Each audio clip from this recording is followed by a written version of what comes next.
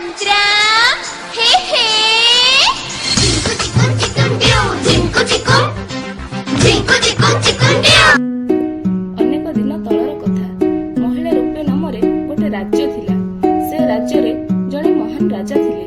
राजा नाम अमर शक्ति।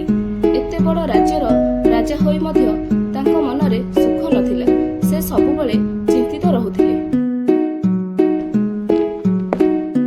प्रणाम महाराज, आपणकर शरीर और मन असुस्थ बोध हुए। मु एहार कारण जानि पारे कि? हाँ महामंत्री, आपणकर अनुमान सत्य अटे। मोर शरीर और मन असुस्थ, आउ एहार कारण हेउछि मोर बुद्धिहीन तिनि पुत्र। तांको परि मूर्खଙ୍କୁ किए बा शिक्षित कराइब। विद्वान नहेले आगामी दिन में राज्य शासन सेमाने किपरि करि परिबे? महाराज, एहा तो एक चिंतार विषय, किंतु एहार समाधान मध्ये अछि। मु जने महान पंडित विष्णु शर्माको नाम एवं ख्याति बहुत सुनिछि। जदि से आशीर्वाद करନ୍ତି तिनि राजकुमारଙ୍କୁ विद्या बुद्धि एवं सुख्याति मध्ये प्राप्त हेबो।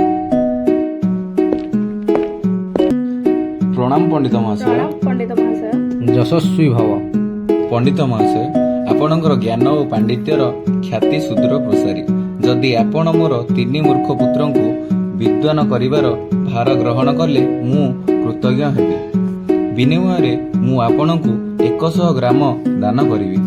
महाराज, मु प्रतिज्ञा करुछि आसंता 6 मास मध्यरे आपणक तिनि पुत्रଙ୍କୁ मु विद्वान करैदेबि। किंतु मो विद्या पई आपणकर कोनोसी दानर आवश्यकता मोर नाही।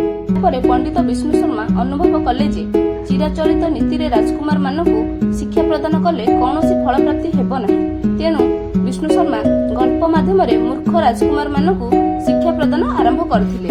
ସେ ଯେଉଁ ଗଳ୍ପ ମାଧ୍ୟମରେ ଶିକ୍ଷା ପ୍ରଦାନ କରିଥିଲେ, ଯେଉଁ ଗଳ୍ପ ମାଧ୍ୟମରେ ମୂର୍ଖ ତିନି ରାଜକୁମାର 6 ମାସ ମଧ୍ୟରେ ଜ୍ଞାନୀ ବୁଦ୍ଧିମାନ ବିଦ୍ୱାନ ହୋଇପାରିଥିଲେ, ସେ ଗଳ୍ପକୁ ବିଷ୍ଣୁ ଶର୍ମା 5 ଭାଗରେ ବିଭକ୍ତ କରିଥିଲେ, ଯଥା ମିତ୍ରଭେଦ, ମିତ୍ର ପ୍ରାପ୍ତି, କାକୁଲକୀୟ, ଲବ୍ଧ ପ୍ରଣାଶ, ଅପରକ୍ଷିତ କାରକ, ଯାହାକୁ କି ପଞ୍ଚତନ୍ତ୍ର କୁହାଯାଏ।